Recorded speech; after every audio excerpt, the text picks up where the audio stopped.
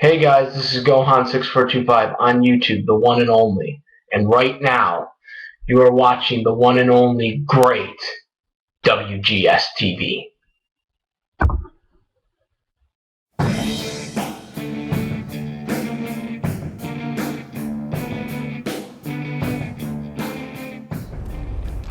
In conjunction with Hardcore Wrestling Radio and WGS-TV, we'd like to welcome you to this very special interview.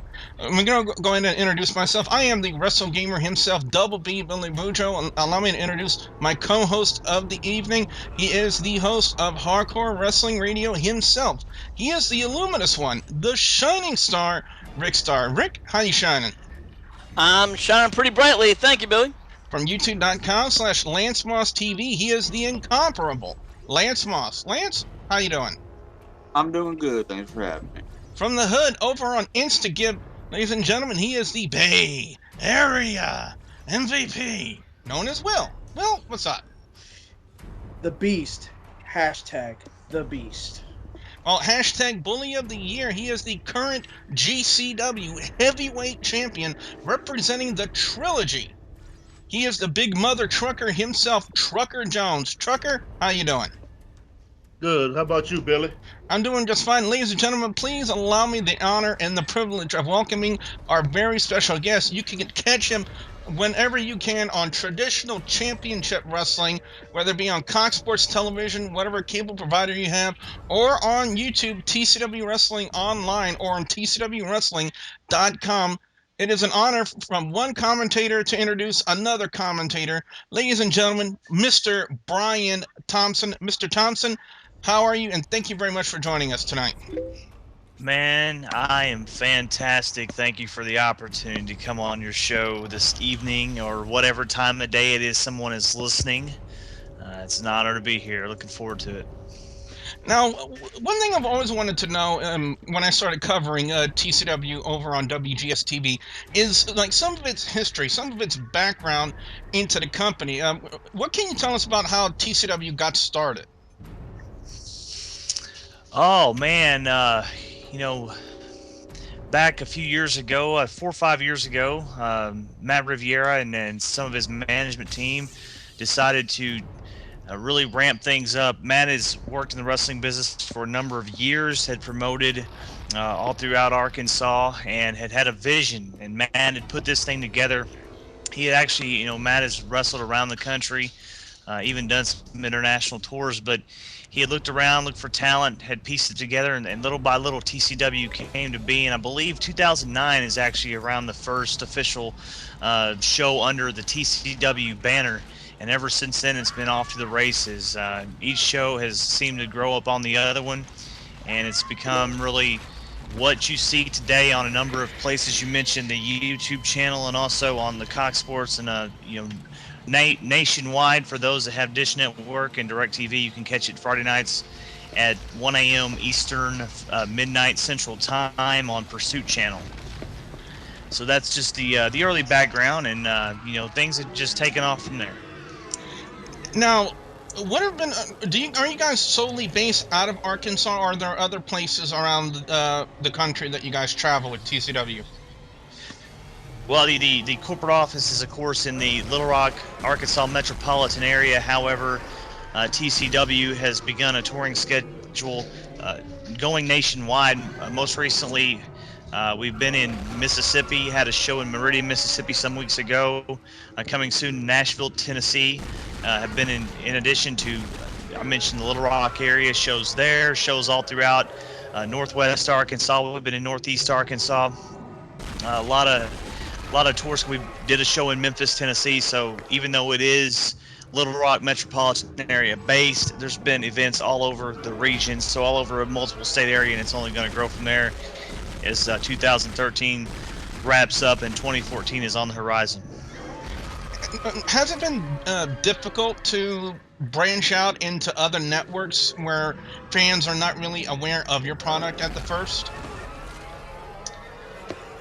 Well, certainly it makes the job of the local promoter a lot harder because he has to certainly, familiarize the fan bases with what TCW is and who some of the local stars are, some of the stars of the TCW brand are that maybe some of those fans might not be familiar with. But however, we also have a roster of, I think the other day I used the terminology of legends, today's stars and tomorrow's heroes, or something along those lines. But you have a good mixing pot there. So if a wrestling fan sees a flyer or a commercial or a billboard, and they see Hacksaw Jim Duggan on that billboard, or they see Tommy Dreamer, you're going to catch their attention versus seeing a picture of a bunch of guys that wrestle in an old Dollar General every weekend, taking nothing away from them. They're dreamers and they have their opportunity too. But that makes it easier to walk into that market. So. And usually you have a lot of good foot soldiers on the ground doing the promotional aspect. Plus, again, now that's saying more so in the past. Now you have the added avenue of having established that internet market through the YouTube channel, and also establishing yourself nationwide on Pursuit. A lot of local affiliates. You mentioned Cox Sports, that covers a pretty big area over in eight states in the South. Plus you add some of the local affiliates. We're on in Springfield, Missouri, Joplin, Missouri. I know Shreveport area, there's a couple of networks there. So yeah, some really good penetration as far as television is concerned. So when they see that they're recognizing the TCW brand. So that aspect, where a couple years ago, you're right, it was a little more difficult to walk in the door, it's becoming easier because people are recognizing TCW all over the planet. What do you feel, in your mind, Mr. Thompson, separates TCW from a conventional wrestling promotion? Well, TCW in a lot of ways is a throwback to days gone by, that style of professional wrestling that a fan enjoyed in the past. Yet it's modern. It's not. We're not going back to 1950, 1960 era, but we give you. It's almost like a modernized version. If, say, a promotion like a Mid-South was still around, and if the territory days still exist and those type of promotions were still around, this is the evolution of that. It's comparable to Mid-South. There's avenues of Smoky Mountain, National Wrestling Alliance, Jim Crockett Promotions. There's pieces of all that, and that's from your management being fans of that type of professional wrestling. We feel there's a niche void on a national basis for that style of wrestling.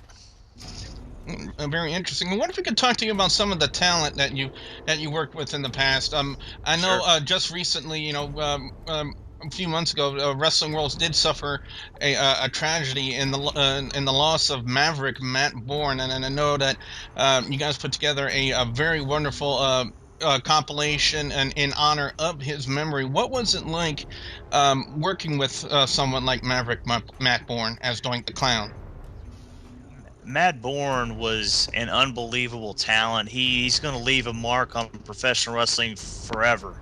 Uh, you know, you it's one thing when you've seen a talent on television growing up. He was doing the Maniac Matt Bourne gimmick in the early 1980s. He was at WrestleMania 1, and then 8 years later was at WrestleMania 9 as Doink the Clown. So kind of a different kind of shift there. But to see him and see his work ethic, his delivery, even in the latter part of his career, and what unfortunately ended up being the latter part of his life, was an honor, and something that I will cherish forever. And I know the entire TCW locker room feels the same.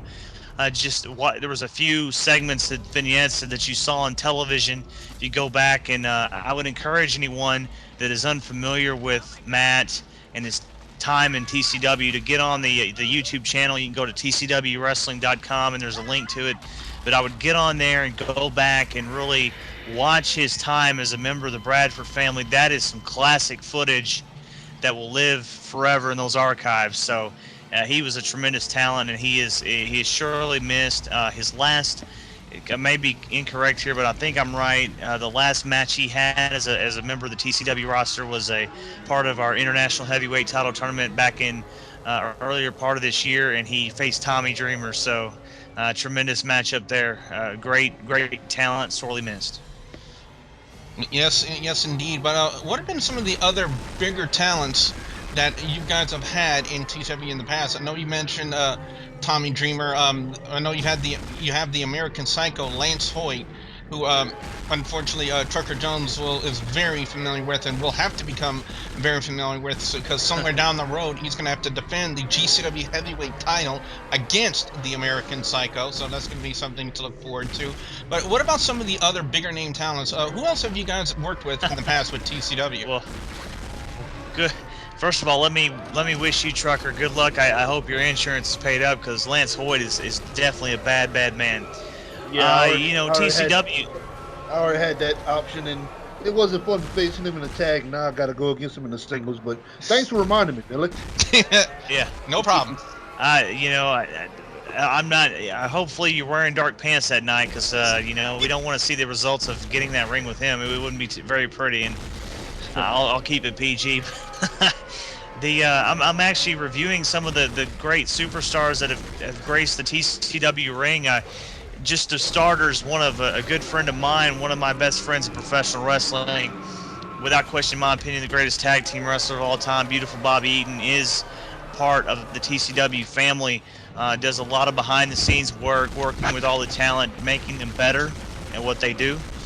And so that's certainly one. Prior to his official retirement from active competition, he tag teamed with the Golden Boy Greg Anthony, with manager yours truly, as a matter of fact, a part of Midnight Gold. If you want to go through the TCW archives, actually we defeated the New Age Outlaws some years ago in a TCW match. And there's another team, the New Age Outlaws, have graced the squared circle in TCW. Bushwhacker Luke, Carlito, the wrestler formerly known as Gangrel. I'll keep us from getting shut off the air. He has wrestled for TCW. Ricky Morton of the Rock and Roll Express has been here. Really one of the homegrown talents that you'll hear about in the future. He is now a part of the WWE developmental system in Orlando. Is a gentleman by the name of Knuckles Madsen. Look him up on Facebook if you're unfamiliar with him, but he wrestled during his tenure in TCW as Killer Nichols and was a part of the Bradford family. I previously mentioned Hacksaw Jim Duggan. We talked about Tommy Dreamer. The list, Jerry the King Lawler has been to TCW. The list really goes on and on. Another great name that has passed on, General Skandar Akbar, once came to TCW. So really, as you can hear from that list of talent, and that's just the tip of the iceberg, it has really been like the who's who of professional wrestling superstars, legends, and up-and-comers that have been here in TCW. And as a matter of fact, we're going to add to that list coming up our next live event, Friday night, September 6th. It will be Tracy Smothers on the card, Dangerous Doug Gilbert, the Rock and Roll Express, Rob Conway, Dan Severn, and of course Lance Hoyt's back. Bobby Eaton will be there. Cerebus of the Bradford family that's had some aliases of another sort in previous lives in professional wrestling. So yes, certainly TCW is the place to be. Even as commentators, we've had Ken Resnick on our staff in the past, and also Chris Cruz of WCW fame. So I'm the surviving announcer. So Matt Rhodes, if you're listening out there, you better mind your P's and Q's, pal. Hey, Thompson, I got something I want you to do for me at your next show in Tennessee. What's that, my man? Whenever you talk to Ricky Martin, ask him about the Friday night bar show for GCW when that green boy kicked him in the face. All right, I will relay that message. Does he have your address? Oh, he got my phone number, so it's okay. And then, Mr. Thompson, as you said, you talked about how you've been right now the surviving commentator in TCW, and now you said how long have you been with the company? 4 years. I'm a TCW original. TCW original. Now, have you done anything else with the industry outside of commentating? Oh yeah, as I mentioned earlier, I've been a manager. I've been a promoter, a talent agent. I still do some of that. I'm still the official talent agent for Bobby Eaton for appearances around the country, around the globe. Promoting, I've ran shows before, ring announced, color commentator, play-by-play man, you name it. I like to say that I've done everything in professional wrestling with the exception of wrestle, ironically enough. And I've had two professional wrestling matches, and let's just say I know that it's on a scale of a 5-star scale would get probably a -7 star. So You want to point out Michael's? it's probably the best that I hang the boots up. Sounds like a Michael Cole scale. Well, I don't know which would be a more gruesome sight, Michael Cole in a pair of tights or me. I'm just saying. Now, if who would you say, like, when you first got in the business, who would you say was like probably, really, it was your big ambitions? What really got you into the business? Oh, why did I get started? Man, I grew up. I watched wrestling from the time I was roughly 5-6 years old.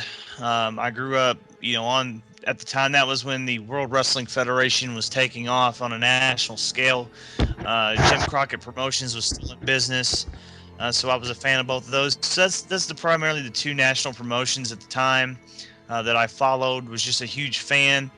And, honestly, never have had an ambition to be anything other than an announcer. I mean, I never saw myself as a wrestler. I did the same thing all kids do that are fans. I, wrestled with my buddies and stuff like that. But, I mean, as far as that goes, I never had that ambition to actually be a physical wrestler. I always thought of myself as a potential commentator. In my mind, I didn't have the size to be a wrestler at the time. Genetics did not play well to me on that. Not that I'm a small fry by any stretch of the imagination, but I'm not 6'8", 275 either. And so that is exactly, that's just where it is. I always had that ambition to want to do it. So I've been very fortunate through the years to get those opportunities. Yeah, I gotta agree with you on that aspect. A lot of fans do come up to me as well, Mr. Thompson, asking me, how come you don't train to be a professional wrestler? And because I never really saw myself as a professional wrestler, I always saw myself as a pro commentator, and that's the one thing I've always wanted to be in the wrestling industry is a commentator. Well, Billy, you know what? We've also seen you throw a chair shot. Oh God, don't remind me.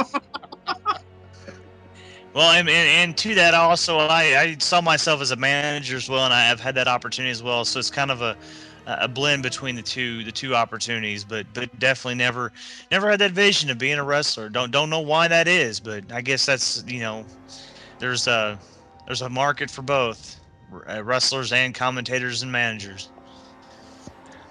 I wonder if you can get your opinion on some of the other bigger products they have on TV nowadays. And I know just recently there was a major story that came out of Ring of Honor where BJ Whitmer got injured doing a pile driver on the ring apron. And I just got to ask you, what are your thoughts when you hear such a story like that happening?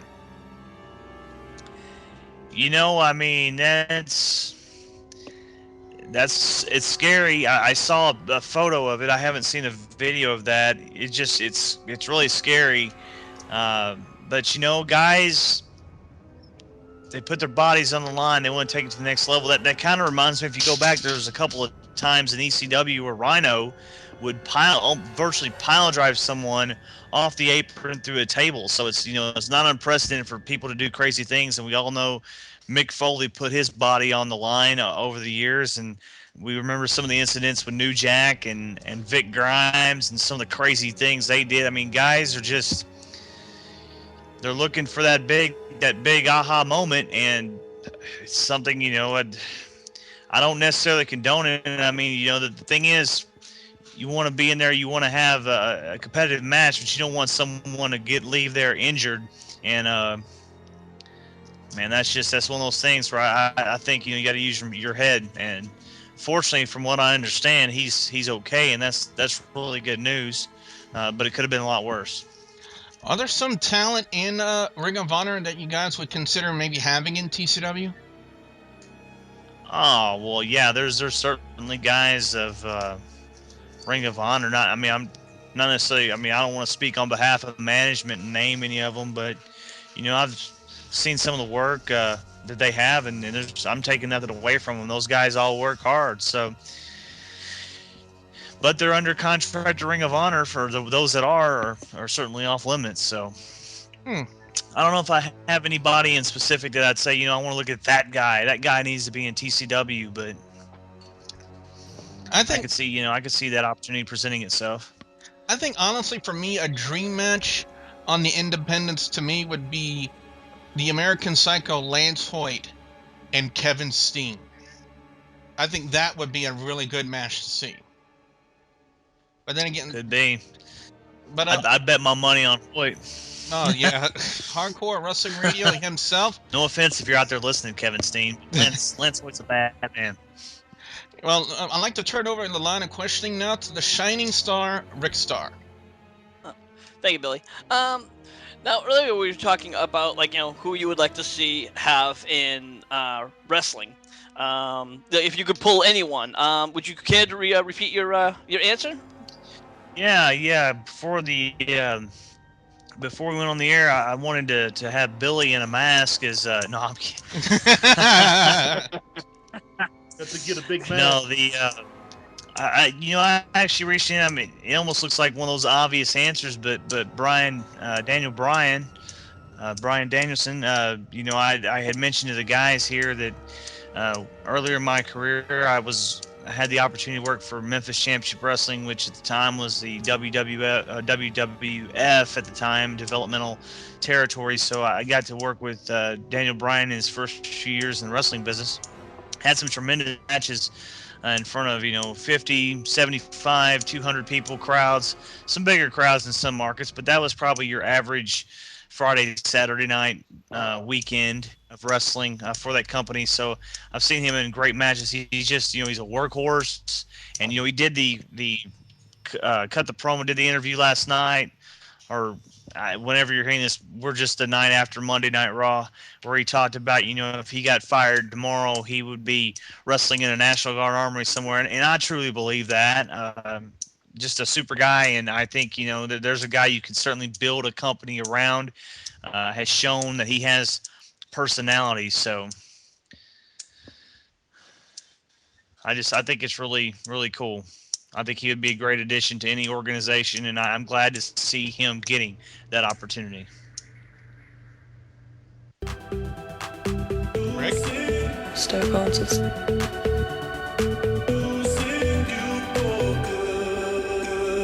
Stoke answers. Stoke answers. Stoke answers. Spiritual speaking. Stoke answers. Stoke answers. I'm Haley Ringrose.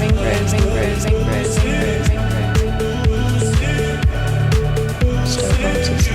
My name's Andrew Weatherall. Spiritual speaking. Stoke answers.